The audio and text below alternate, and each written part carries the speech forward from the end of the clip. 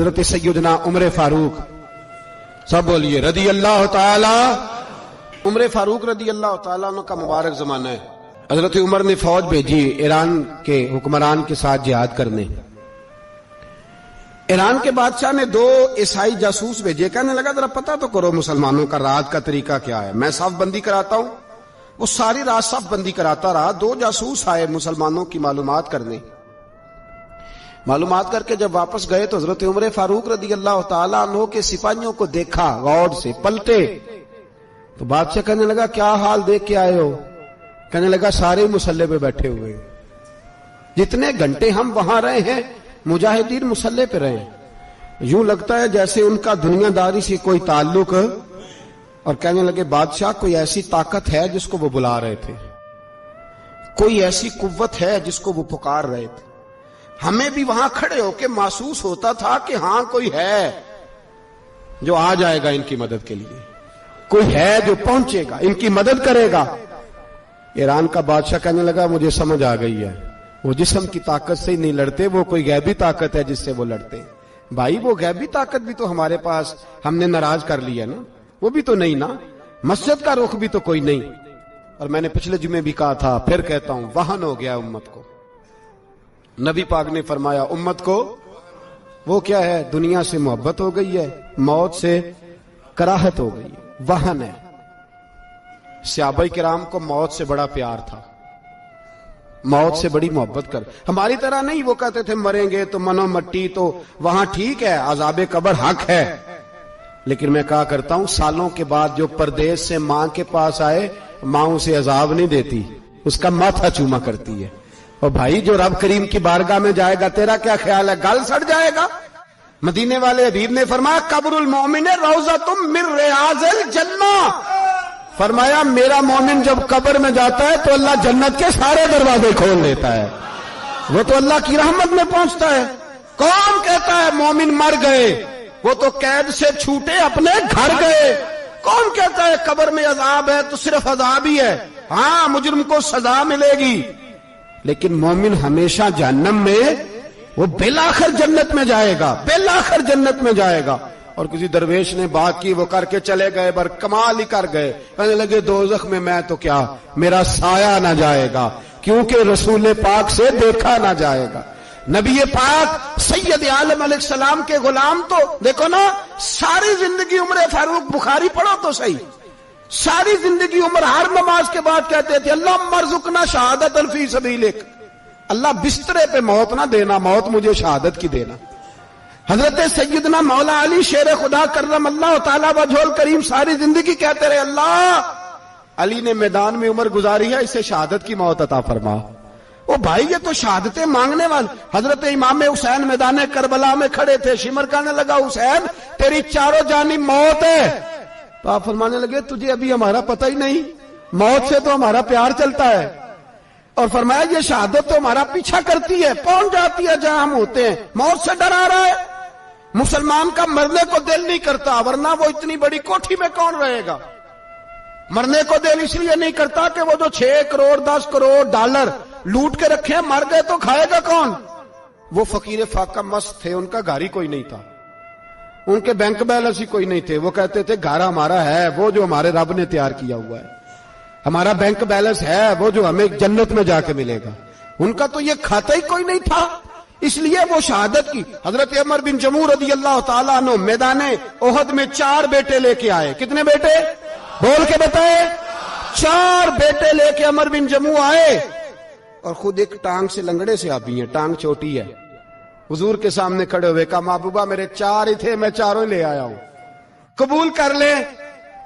تو حضور نے فرمایا تو کیوں تلوار اوڑے آیا ہے، یہ تو نے کیوں گلے میں اسلحہ ڈالا ہوا ہے؟ کہا یا رسول اللہ میں نے بھی تو جانا ہے نا۔ تو حضور نے فرمایا 4 بیٹے جو ہیں۔ تو حضرت عمر بن جموع نے بات کی، صحابہ کہتے ہیں ہم لبوں سے مسکرا رہے تھے، آنکھوں سے رو رہے تھے، کیا عجیب انداز ہے۔ حضور نے فرمایا عمر 4 بیٹے جو آ گئے تو رہنے دے۔ تو حضرت عمر رو پڑے، کہنے لگے محبوبہ کیا لنگڑے جنت میں نہیں جائیں گے؟ کیا حضور میں لنگڑا ہوں تو میرے لیے جنت کوئی نہیں؟ میرے حبیب پاک سید عالم صلی اللہ علیہ وسلم نے فرمایا عمر تو ضرور جنت میں جائے گا۔ کہا محبوبہ پھر بچے بعد میں جائیں گے، میں پہلے میدان میں جاؤں گا۔ एक बीबी 4 बेटे लेके आई उहद में, कहा महबूबा कुल कमाई थी मैं ले आई हूं, मेरे पास कोई और शय होती तो मैं बचा के ना रखती। बेटे दे के ना हाजिरी लगवा के तो वापस दरवाजे पे ले गई। तो हजरत सैयदना अब्दुल्ला इब्न उमर फरमाते हैं बीबी बोल रही थी तो मेरा जज्बा जिहाद बढ़ रहा था। अपने बेटों को कहने लगी मैं तुम्हें हुजूर के पास छोड़ के जा रही हूं, जब तुम मैदान में गिरोगे तो मैं तुम्हें देखने आऊंगी, देखना तुम्हारी पुश्त पे कोई जख्म नजर ना आए।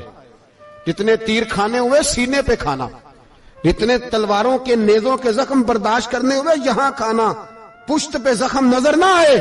हजरत अब्दुल्ला इब्न उमर फरमाते हो बीबी की गुफ्तगू मेरा जज्बा जिहाद बढ़ा रही थी।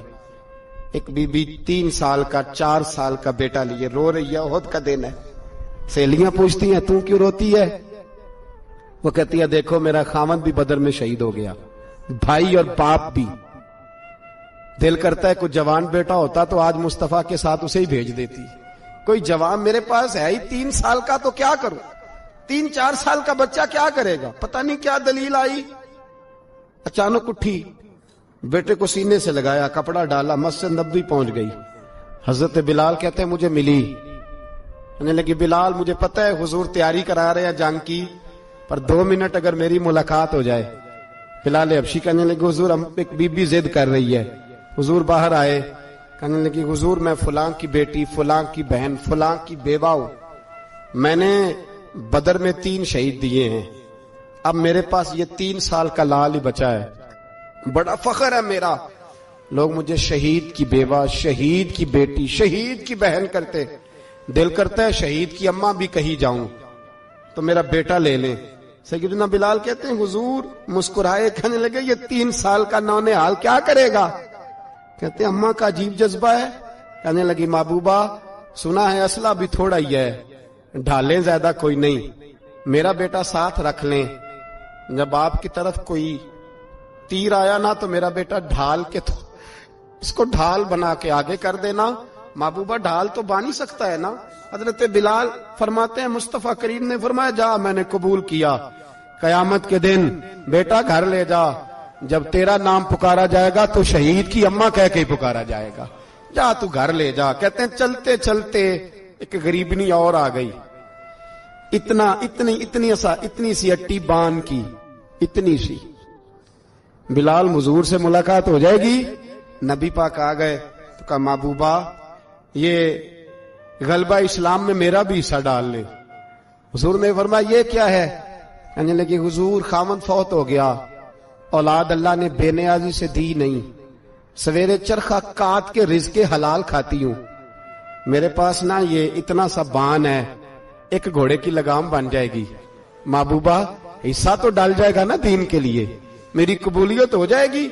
मेरे हबीब ने हाथ उठाए और दुआ मांगी, कहे अल्लाह जितना तू मैदान के मुजाहिदों को अजर अता फरमाए उतना इस गरीबनी को भी अता फरमाना, उतना इसे भी देना। भाई ये जज्बे थे, ये रंग था उम्मत मुस्लिमा का, इसलिए काफिर घर में बैठ के कांपा करता था। अब उसे पता है ये एसी वाली कार से नहीं निकल सकते, उसे पता है कि हमने इन्हें बोतल पे लगा दिया है, अब ये पेप्सी मरिंडा और ये पी के खाने के साथ तो ये मस्त रहते हैं, अब ये नहीं निकल सकते घर से, हमने इन्हें उन चीजों पे लगाया है जो इनके वजूद को खोखला कर रही, अब कैसे मैदान में निकलेंगे? वो इसलिए नहीं डरता कि वो तेरी आसाइशों, तेरी जिंदगी में आने वाली सहूलतों से आशना है। मौत बिस्तर पे भी आ जाती है, लेकिन जिसको मैदान में आती है वो सारी जिंदगी जिंदा रहता है, वो सारी जिंदगी जिंदा रहता है। भाई मरना तो है, लेकिन अगर जिंदगी दीन के काम आएगी तो अमर हो जाओगे, बच जाओगे।